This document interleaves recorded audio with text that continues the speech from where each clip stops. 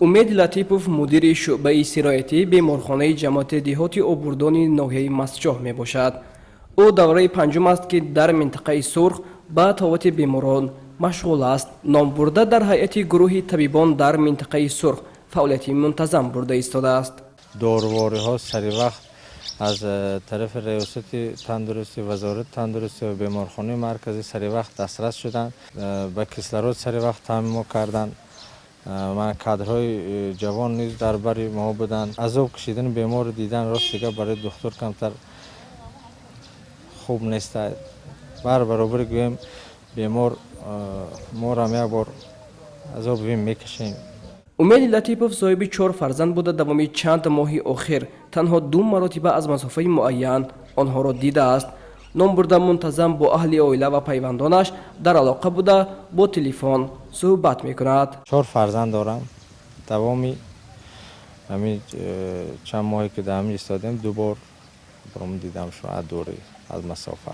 хай саломатии оила барои ҳар як фард зарур аст. тариқи телефон видеоялан гап мезанем, ин чиза ҳар рӯз аст. мегӯям биёр ахтар биёр, ин биёр вай биёр. хай кӯдакаи майдан ҳозир 70-80% бемороне ки ворид мешуданд бисёр дар ҳолати рӯҳонӣ вазин қарор доштанд. роҳи табобати ин бемор низ аз фаҳмондадиҳӣ, аз ором кардани ҳолати рӯҳонии ҳар як бемор инам вобастагӣ калон дорад.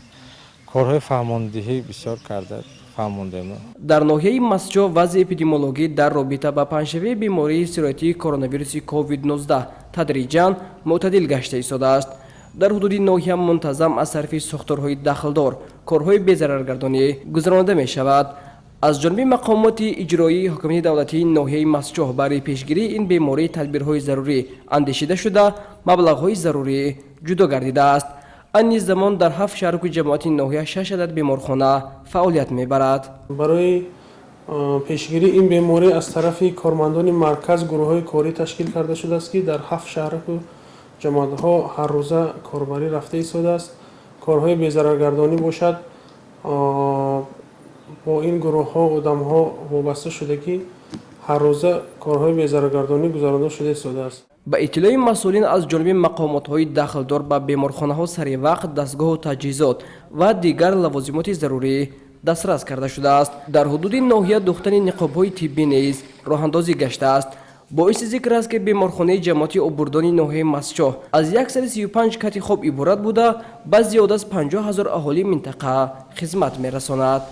шӯъбаи асаби беморхонаи минтақавии обурдон ки барои ёрирасон аз дигар давлатҳои хориҷа давоми 14 рӯз карантин дар беморхона дар шӯъбаи асаб нигоҳ дошта, баъд аз нигоҳбини ҳарорат, тасб ва фишори хун ҳолати беморро дида баъд аз 14 рӯз ҳамашонро ҷавоб мекунанд.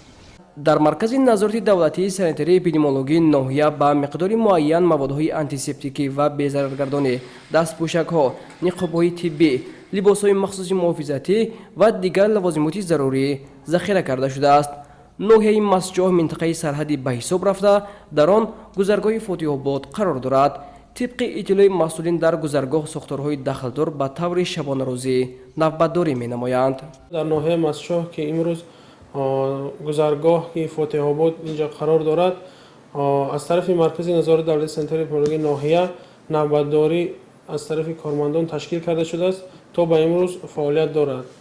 ҳамарӯза нақлиётҳои мусофиркаш ва нақлиётҳои боркаше ки аз сарҳад вориди ҷумҳурии тоҷикистон мегарданд, аз тарафи кормандон дар худи нақлиётҳо пурра корҳои безараргардонӣ гузаронида мешавад. худи ронандагон аз муоинаи тиббӣ гузаронда баъд вориди ҷумҳурии тоҷикистон мегарданд. аз оғози ба қайдгирии аввалин ҳолати бемории коронавирус дар охири моҳи апрел то кунун 96 нафар бемор ба беморхонаи ҷамоати деҳоти обурдони ноҳияи мастчоҳ муроҷиат намуданд. аз ин шумора 94 нафарашон бо барқарор шудани саломатиашон ба хонаҳояшон рухсат дода шуданд.